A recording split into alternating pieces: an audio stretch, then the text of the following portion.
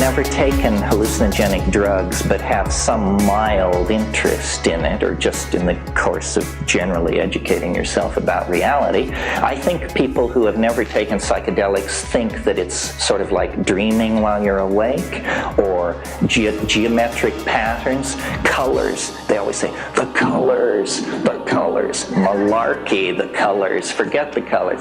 It is not like that.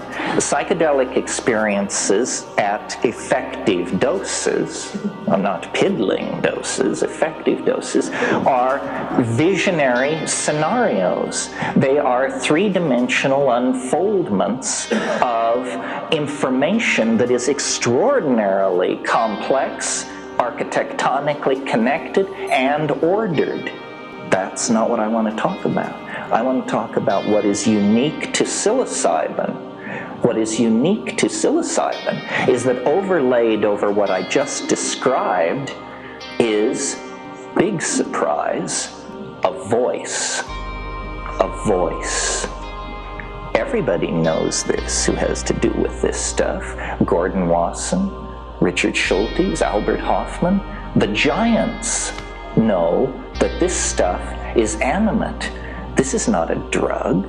It's something which is disguising itself as a drug in order not to spread alarm. There is a voice which speaks to you in the language of your homeland, whether that be Mazatecan or English, and the voice surprises you. In other words, you cannot anticipate it.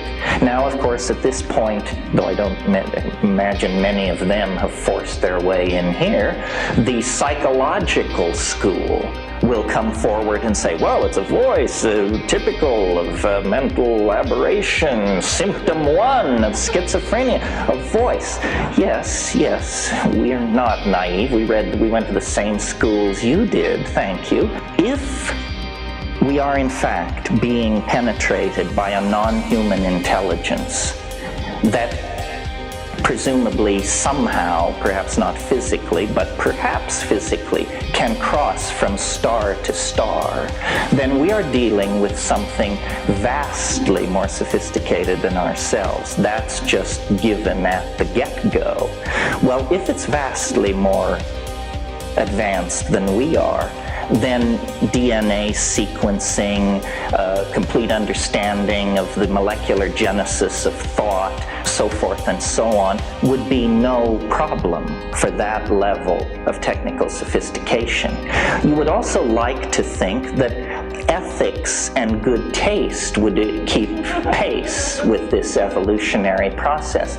So to my mind, the idea of fleets of alien spacecraft filling the skies of Earth, that's as unsubtle as kicking down somebody's front door with an M1 tank to announce, we're here. I don't think you would do it that way. If you really wanted to study a aboriginal race and you really had a hot technology, what you would do is you would study their social psychology, and you would say, are there any chinks in the armor of their expectations about how reality behaves? And you would discover, in studying us, this species intoxicates itself, and it has a curious attitude towards its intoxications. Anything goes. So if somebody drinks a pint of Stolichnaya and announces that they see pink elephants, we are all amused. We say, of course you do, you were drunk out of your mind. Isn't it obvious that an alien would hide its presence in an intoxication? That this is the non-invasive, tasteful, respectful way to have intercourse with another species. I was very interested in coming to this thing and studying the psychology of the group, and it was very fascinating to me that both of the speakers, where I listened to the whole thing, were very concerned to refute the psychological explanation, which I gather is the Antichrist around here. And as I understand it, somebody said to me, the first thing they said to me, I thought, my God, these people are on end. He said, I want you to know that this Jungian thing is bullshit. I said, okay, that's fine. However, this is like beating a dead horse. Has the news from quantum physics not reached the UFO community? Is it not now thoroughly assimilated that an observer is necessary for reality to exist at all? It's all psychological. There's no distinction. And so these people who have such enthusiasm for beryllium ships from Arcturus or wherever should be informed, you know, same. So now what is physics telling us?